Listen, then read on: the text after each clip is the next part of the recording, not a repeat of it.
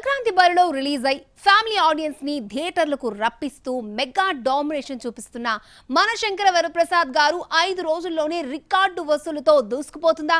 Break even target ను ఎంత త్వరగా చేరుకుంటుంది?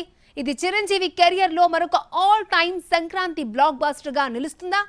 చూద్దాం. మనశంకర వరప్రసాద్ గారు రిలీజ్ అయిన అన్ని సెంటర్స్ లోనూ మంచి వసూలుతో రన్ అవుతోంది. దాదాపు అన్ని చోట్ల హౌస్ఫుల్ బోర్డులు కనిపిస్తుండగా వీకెండ్ కావడంతో ఇంకా మంచి వసూలు వచ్చే అవకాశం ఉందని ట్రేడ్ వర్గాలు అంచనా. బుక్ మై షోలో కూడా ఈ సినిమా డామినేషన్ స్పష్టంగా కనిపిస్తోంది. ఇప్పటి వరకు సుమారు 2.5 మిలియన్ల టికెట్లు అమ్ముడవడం ఈ క్రేజ్ కు నిదర్శనం. మేకర్స్ విడుదల చేసిన లెక్కల ప్రకారం మనశంకర వరప్రసాద్ గారు ఫస్ట్ డేనే 84 కోట్లకు పైగా గ్రాస్ కలెక్షన్ సాధించింది.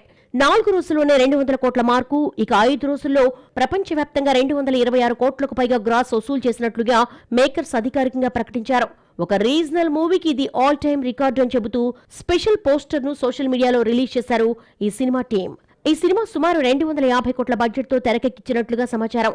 Pre release business world wide గా 140 నుంచి 150 కోట్ల మధ్య జరిగినట్లు ట్రేడ్ టాక్. బ్రేక్ ఈవెన్ కోసం 280 నుంచి 300 కోట్ల గ్రాస్ అవసరమని అంచనా.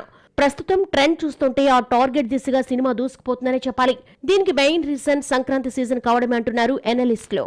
ఇంకా ఈ సినిమాలో చిరంజీవి సరసన నయనతార హీరోయిన్ గా నటించగా వెంకటేష్ కీలక పాత్రలో కనిపించాడు. భీమ్ సిసిరోలియా సంగీతం, ఫ్యామిలీ ఎమోషన్స్, కామెడీ ఈ సినిమాకు ప్లస్ అయ్యాయి.